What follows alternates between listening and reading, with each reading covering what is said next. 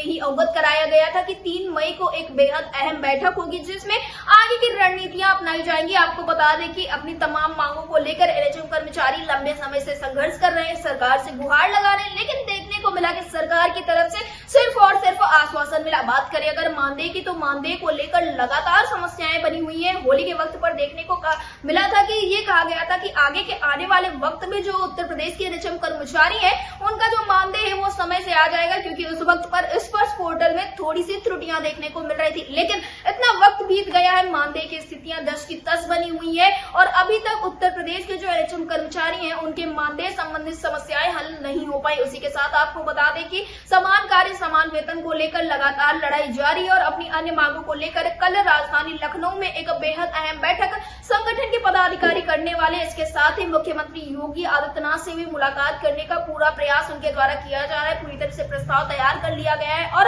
अगर सहमति बन जाती है तो मुख्यमंत्री योगी आदित्यनाथ का कार्यक्रम भी एनएचएम कर्मचारियों के संगठन को मिल सकता है। इसके साथ ही आपको बता दें कि संगठन का साफ तौर पे यही कहना है कि जो एनएचएम कर्मचारी हैं वो बिल्कुल भी परेशान ना हो। संगठन पूरा प्रयास कर रहा है और जल्द ही उत्तर प्रदेश के एनएचएम कर्मचारियों की समस्याओं का हल हो जाएगा। एक तरफ जहां उत्तर प्रदेश सरकार की तरफ से तमाम विभागों को सौगातें दी गई हैं, तो वहीं पर अभी तक एनएचएम कर्मचारियों के लिए कुछ खास नहीं किया गया है, लेकिन पूरी उम्मीद जताई जा रही है जिस तरह से बातचीत हो रही है कि आगे चलकर कुछ ना कुछ बेहतर हो सकता है। वहीं पर आपको बता दें कि संगठन के पदाधिकारी मयंक सिंह की तरफ से ये भी बताया गया है कि अगर सभी तरह से समस्याएं हल नहीं हो जाती है तो इसके बाद जो संगठन है वो कोर्ट का रुख अपनाएगा, न्यायपालिका का दरवाजा खटखटाएगा और अपनी लड़ाई न्यायिक तरीके से लड़ेगा। एक तरफ जहां देखने को मिला है कि लंबे समय से इंतजार कर रहे एनएचएम कर्मचारी काफी ज्यादा परेशान है, तमाम बार इनके द्वारा प्रदर्शन भी किया गया, लेकिन फिर भी अभी तक समस्याओं का हल नहीं हो पाया है। तो वहीं पर अब देखने को मिल रहा है कि संगठन ने अपनी दूसरी रणनीति भी तैयार कर ली। फिलहाल तो उनके द्वारा पहले बातचीत और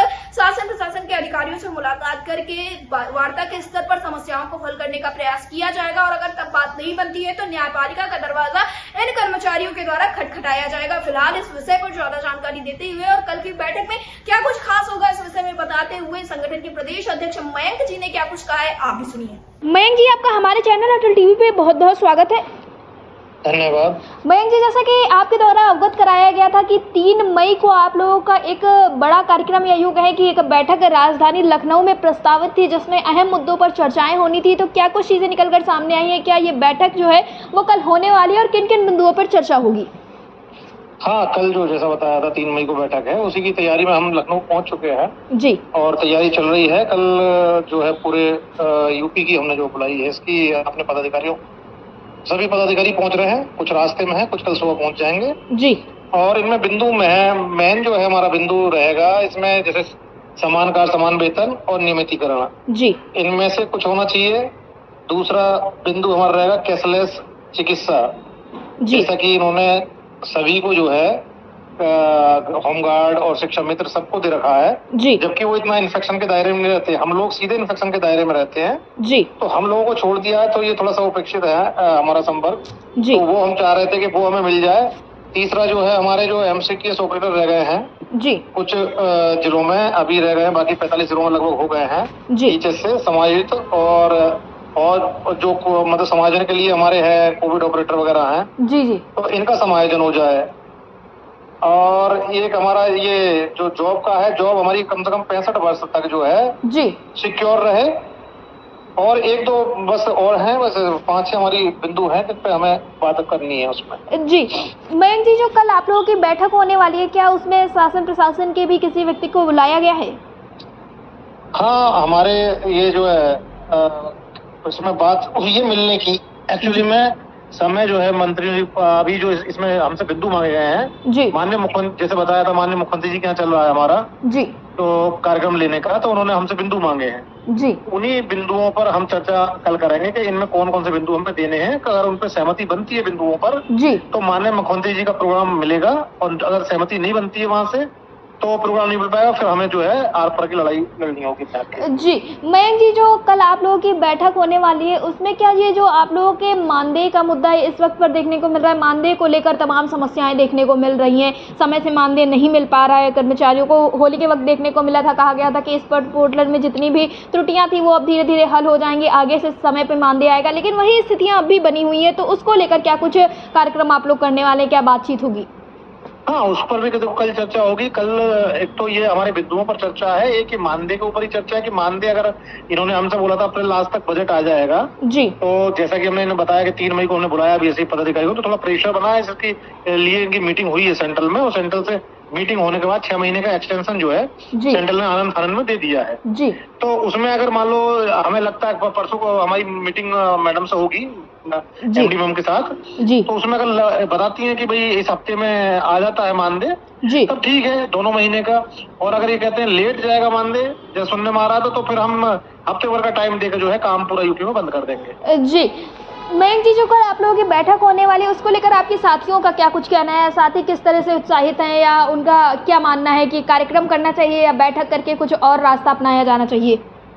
नहीं, साथी तो लगभग प्रदेश में सब इतना रोष है कर्मचारियों में सैलरी को लेके और ये सब मुद्दे जो लंबित चल रहे हैं इनको लेके, जी। कि सबका कहना यही है कि भाई हमें जो है सीधा सीधा लड़ाई काम बंद कर देना चाहिए और लड़ाई के लिए उतरना चाहिए। लेकिन हम फिर भी चाह रहे हैं कि देखो सरकार जो है, सरकार शासन प्रशासन है, उसे हम मौका बराबर दे रहे हैं कि भाई अब वो हमारी पीड़ा सुने, हमारा दर्द सुने, और जो उन्होंने हमसे वादे किए हैं कम से कम वो वादे पूरे कर दे और हमारे कर्मचारियों को कुछ लाभ मिल जाए, इसी उसमें लगे हुए हैं हम। और इसमें जो मेन बिंदु है साथ में कोर्ट का भी रास्ता जो कल जो है हम कोर्ट के उस पर भी बात करेंगे। जी मयंक जी, जैसा कि अभी हाल फिलहाल में देखने को मिला है कि हरियाणा राज्य में बड़े ऐलान किए गए, एनएचएम कर्मचारियों के लिए सौगातें देने की बात कही गई और इसी तरह पड़ोसी राज्यों में भी देखने को मिल रहा है, गुजरात हो या फिर मध्य प्रदेश की बात करें तो एनएचएम कर्मचारियों को कहीं ना कहीं अच्छी सौगातें मिली है, उनके बेहतरी के लिए प्रयास किए गए हैं। तो ऐसे में उत्तर प्रदेश सरकार से आप लोगों की क्या उम्मीदें हैं? बस यही हम चाहते हैं, क्योंकि शुरुआत में जब हमने संगठन बना था करीब 2015 में, जी तब हम कभी बात रखते थे तो उस समय बात ये निकल कर आती थी कि भाई यहाँ पे यूपी में सरकार दूसरी है, सेंट्रल में सरकार दूसरी है, अगर एक सरकार होती तो हम करवा ले जाते सब कुछ काम। तो वो चीज हम वेट कर रहे थे, भाई एक सरकार एक सरकार। अब वो एक सरकार काफी टाइम से है, वहां भी बीजेपी है, यहाँ भी बीजेपी है, और फिर अदर स्टेट में भी बीजेपी है जहाँ पे एनएचएम कर्मचारियों को लाभ दिए जा रहे हैं। जी तो फिर यहाँ कौन सी परेशानी आ रही है? बस यही सवाल हमारा सरकार से है और इसी पर हम बात हमारी चल रही है। और अगर इस पे सरकार नहीं सुनती जल्दी तो फिर हमारी आर पार की लड़ाई इसी बात पे होगी। जी अगर बात करें मयंक जी कोर्ट के मामले पे, तो आपसे मेरा अंतिम सवाल ये है, अगर आप लोग कोर्ट का रुख अपनाते हैं तो साथियों का जो आपके साथ कर्मचारी लगे हुए हैं उनका क्या कुछ कहना है? क्या आप उस बात से सहमत है कि क्योंकि आपको भी पता है कि अगर कोई मामला कोर्ट में जाता है तो एक लंबा वक्त बीत जाता है, तारीखों पे तारीखें मिलती रहती हैं और समस्याएं उस हिसाब से हल नहीं हो पाती। आपने तमाम केस देखे होंगे। उत्तर प्रदेश की बात करें तो अनुदेशक लंबे समय से अपनी लड़ाई लड़ रहे थे, उसके बाद जाके उन्हें कोर्ट के जरिए एक जीत मिली, फिर तो सरकार ने खैर उनके लिए भी फैसला ले ही लिया है। ऐसे में आपके साथी क्या कहते हैं, क्योंकि एक लंबा वक्त बीतेगा इन सारी चीजों के लिए? नहीं, इन्हीं सब चीजों को देखते हुए, जैसे अभी अनुदेशक का शिक्षा मित्र का हुआ, जी कोर्ट से पहले पूर्व में भी हुए हैं, कुछ फैसले आए हैं, भले ही सरकार ने नहीं माने। जी तो बहुत हमारे जो एक मैक्सिमम संवर्ग है कर्मचारियों का, वो चाहता है कि हमें कोर्ट भी जाना चाहिए। जी और हम कोर्ट का रुख इसीलिए अख्तियार भी कर रहे हैं कि भाई साथ साथ इसके आज तक हमने जो किया है धरने या प्रोग्राम करके, यही सब उससे उपलब्धियां ली हैं। जी। करीब 10-15 धरने हम कर चुके, जी तो उससे मिला है। लेकिन इसमें हम चाह रहे हैं कि एक बार जो है आपकी विचार बने कि कल को जो हम चर्चा करेंगे कोर्ट वाली भी, जी। अगर सभी सहमत होंगे तो साथ में हम कोर्ट का भी ये लेके चलें। जी मयंक जी, एयरटेल टीवी से जुड़ने के लिए बहुत बहुत धन्यवाद।